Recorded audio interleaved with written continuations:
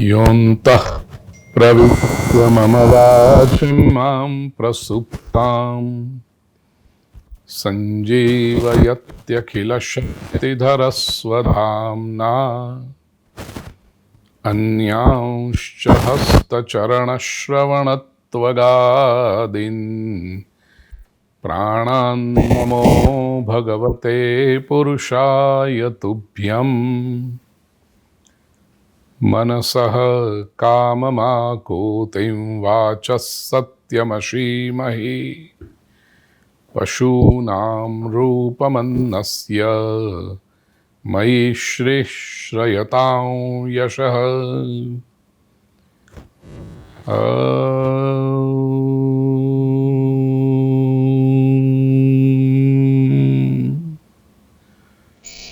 Shanti Shanti Shanti.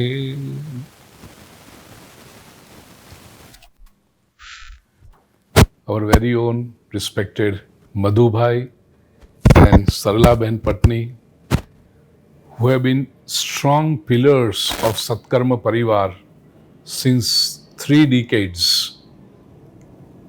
I was just telling that there have been such great celebrations, there's such great events, religious, spiritual events that have taken place in New York. Madhubhai and Sarlaben have been not only sponsors, but volunteers, organizers. For years, Madhubhai is the one who has received me at JFK Airport, and he has seen me off at JFK Airport. So this is how close we are. I grew up in India, and I was fortunate enough to have both my grandparents who followed Pushti Margi, and it was like second skin watching them do the rituals, do the prayers every day. And that's something that I have watched most of my life. Today, when Manish and I raise both our kids, this is something that they haven't seen. And the way we've taught the kids is we've taught kids spirituality. And the question is, do we raise the kids by religion or through their inner spirituality? Hem, this is one of the most frequently asked questions from young parents or teenagers' parents like you and Manish are. You have just asked about 2 things, religion and spirituality. If I were to throw some more light on this, there are 5 concepts Beta, Sean and Arya, we need to be clear about. A, religion. B, God. C, philosophy. D, following rituals or devotion, to say on some extent, and spirituality. So these are 5 things. A person may be religious, still not practicing the rituals. A person may believe in God and not be spiritual. A person may be interested in philosophy but may not be a religious person.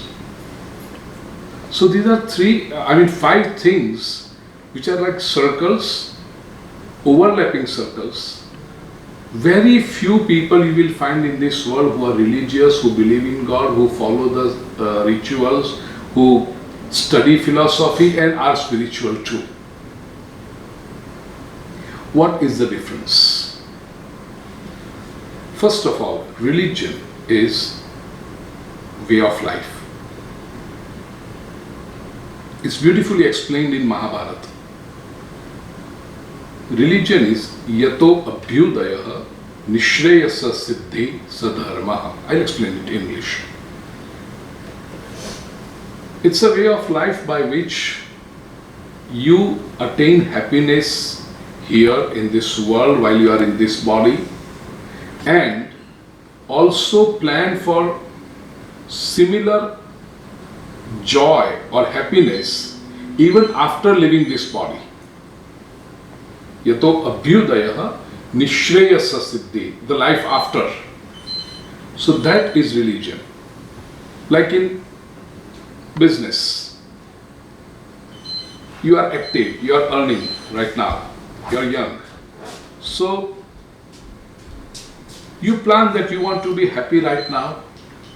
At the same time, you plan that after your retirement, you want to make sure that the standard of living remains the same. Similarly, in religion, it's this life and the life after. You want to be happy, you want to attain peace of mind. That lifestyle is called religion, the way of life. Clear? It begins with simple tenets of morality and ethics.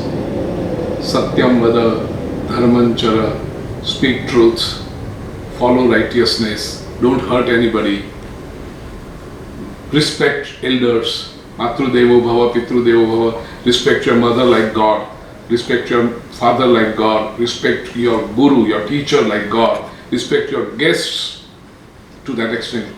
So all these things, study scriptures regularly, donate, do charity, all these things are called religion. Secondly,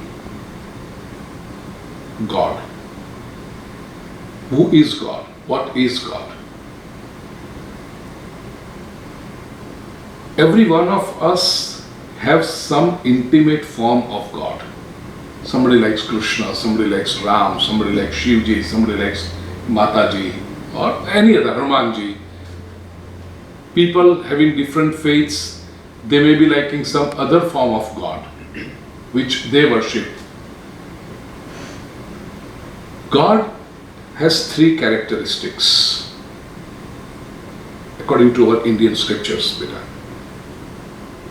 No matter which name, which form, which way you worship that form of God, but it is an energy, the supreme energy in front of whom our head bows down with respect. And there are three characteristics we see in God. A, inexhaustible source of energy. We derive energy from God, but we cannot pay it back.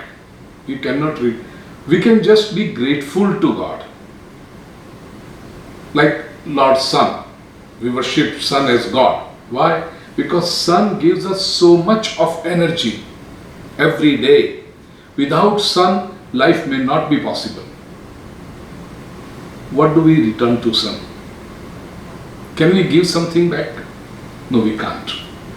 The best thing we can do is bow down to the Sun in the morning with Gayatri mantra or whichever other mantra you do.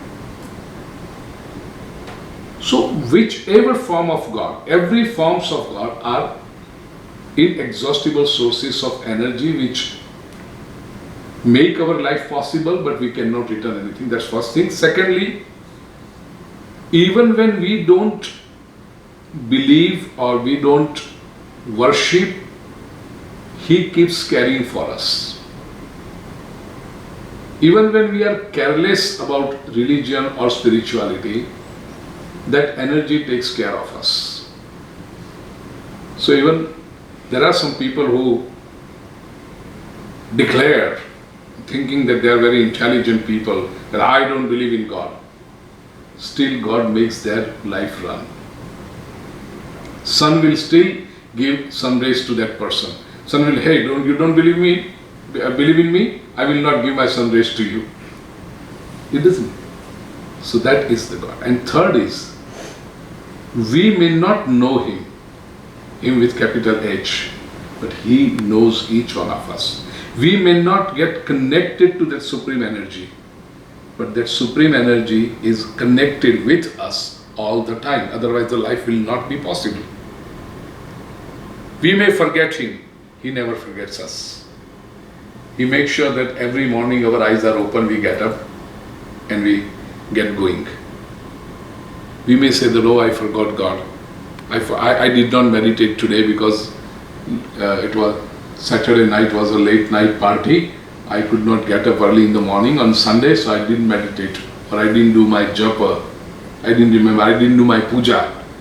We may forget God, He never forgets us. So these are the three qualities of God. Wherever we find these qualities, for that effect, why our rishis said that Matru Deva Bhava, because mother also has these three qualities. How much mother does for us, how much father does for us, what do we return to our mother and father? After attaining like 16, 17 or 18, Dad, your times have gone. It's my life and I'm going to mess it up. I won't allow you to do so. Mom, even if, I'm not talking about you, Arya, I'm just talking about her. So, a teenage daughter, mom wants her to have a glass of milk and the daughter wants to maintain the body and she wants to, those plans, diet plans and everything. She doesn't want to have milk. Mom has put the milk in the room. Beta, have your milk. And she doesn't. So after 3 or 4 reminders by the moms, Mom, you are irritating. Mom, you are annoying. Is this what we return to Mom? Mother is God, Father is God. Guru gives us so much of knowledge, how to live life. What can we give to Guru? What can we give to our teachers? And whatever little we offer, can we say that debit, credit, balance account is closed? Can we apply a price tag to what Guru gives us? No. So everything, they give us a lot, but we cannot return. Right? So that is God. Third is philosophy. The word philosophy comes from the Latin root philosophes, meaning analyzing, arguing, debating, concluding. The moment intellect starts working, there are questions. Right from the age of 4 or 5, a child keeps asking, Mom, what is this? Dad, what is that? And simple questions like, where have I come from? Now, what do you answer to a 4 or 5-year-old kid? I got you from the hospital, from doctor's office. Oh, so this is the office mom got me here from. These are the questions about the self, about the world around us, and about what is that which brought me into this world, and what is it which has connected me with this world? God. All this. Who am I? The knowledge of the self. What is this world around me? The knowledge of the world. And what is that energy who has brought us together? The knowledge of the Supreme Self. In Vedanta it is called Jeev. The knowledge of the self is Jeev. The knowledge of the world is Jagat. And the knowledge of the energy that has put us in contact of each other, that is Jagadish. Jeev, Jagat and Jagadish. That is philosophy. A person totally ignorant of these facts may be a very religious person. He may not be thinking, there are so many people who are not interested in this intellectual analysis, but they are so much full of emotions and devotion that they perform all the rituals. That takes us to this ritual part, devotion. Devotion is emotional association with the Supreme Energy, with constant undercurrent of gratitude. Without the sense of gratitude, one cannot be a devotee. You can worship God, you can bow down to God, but in order to be a devotee, you have to be having this sense of gratitude that God, how much have you given me? Do I really deserve what you have given me? A true devotee always says that, dear God, you have given me much more than I deserved. This sense of gratitude makes one a devotee. And spirituality, spirit is the soul, the science of soul. A spiritual person may not be worshipping any physical form of God, but he connects with the soul, and he always is in the quest and in the effort to join the dots of the existence and the way it operates. Because a spiritual person knows one thing for sure, that this universe is a perfect system. It is not a chaos. There is a design, and a spiritual person wants to understand this divine plan. He wants to be associated with this energy that operates in each one of us. And once you connect with this divine energy, you automatically start getting answers to various questions, beginning with who am I? Or what is this world around me? A philosopher may ask questions. Why there is anomalies? Why bad things happen to good people? If there is a natural calamity, a philosopher may question why this is happening. And then he may find the answer also. Global warming or various other things. But a spiritual person is successful in finding the answers, satisfying answers to whatever happens in the existence. A spiritual person initially tries to be and ultimately reaches in sync with the existence. So truly spiritual person does not have any questions. He has all the answers, and his peace of mind is derived by this understanding of the way the existence operates. And he knows that whatever happens is for good. So this is not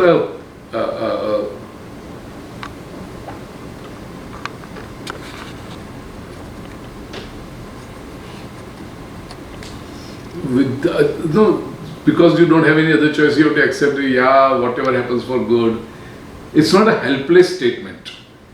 It is a conviction that in this existence, whatever happens, it has a cause and effect theory. Now, after making these 5 concepts and fundamentals clear, we should give the combination of both to our children. Because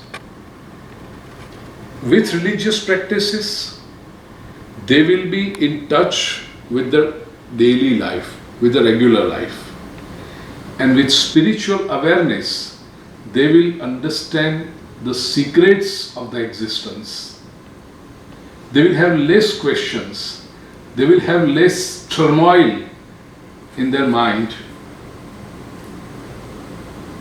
They will be at peace with themselves.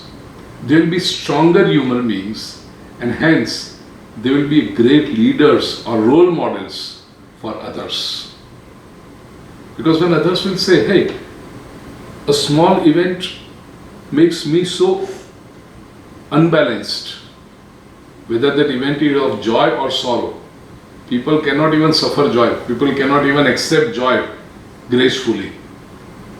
They go overboard. And in the times of sorrows, they just break down, they dismantle, they disintegrate from within. So they cannot accept joys, they cannot face sorrows. When they see a spiritual person, they will say, look at this person. He's so calm, he's so cool. And that makes them role models for others. A spiritual person is like a fully bloomed flower, and its fragrance spreads around so much that people like to be them. People like to imitate them. Like, wow, look at this person. Look at the joy on his face, look at the light on his face, look at the glow on his face. And that glow is not out of rubbing some creams or anything. It's because of that inner joy and inner peace and inner wisdom. People want to have that in their life too. So, religion is a wonderful initiation process, but from this springboard, you have to dive into spirituality. Without religious base, spirituality will be rootless. It will be hollow. While only religious person will be just doing repetitive things for the rest of the life. And it's too mechanical then. You are performing the same puja every day, you are doing the same rituals every day. That also stagnates a person. So religiousness is a wonderful base. From that we have to grow into spirituality, which is our ultimate aim. Clear, Beta? Arya? Yes. Shan? Thank you. You really dissected it and I think made them understand the difference. Yeah. And the importance of both. I'm sorry? And the importance of And both. the importance of both. I always used to think to myself, because I don't do the rituals as often as I see other people do it. I don't do a lot of the religious things that I see other people do it. But somehow there's always been, since I've been young, a spiritual energy. As you said, you have seen your grandparents and you have seen it in your childhood and teenage. Yes. So it is already, you're there already. Yeah. So you don't miss it. But if somebody else starts doing it without that religious base, they will feel the hollowness. They will not have the same conviction into spirituality as you have. So at some point, they will feel that, oh, this is useless. I'm not actually getting what I wanted to from this field. So then I should not second guess myself, right? In other words, is that I find myself in the last so many years very spiritual, to the point that I even started doing meditation close to 7 years now. And in the past 7 years, there hasn't been one single day that I have missed out. I mean, I've done it every single day. But I find myself going more and more towards that part of my life compared to more of the ritual part of life. You have already done it. As I said, in your childhood, in your teenage, you're through it. The roots are there. And on those roots, this tree of spirituality is growing. And it's bearing fruits. So then is it wrong that I am, or is it anything wrong that I'm doing by raising them in a spiritual way, both of them? Yes, so you should give some base of religiousness, religion, devotion, knowledge of our scriptures. On that, let the spirituality bloom. Krishnaya Vasudevaya Haraye Paramatmane Pranataklesha Nashaya Govindaya Namo Namaha. Om Shanti Shanti Shanti.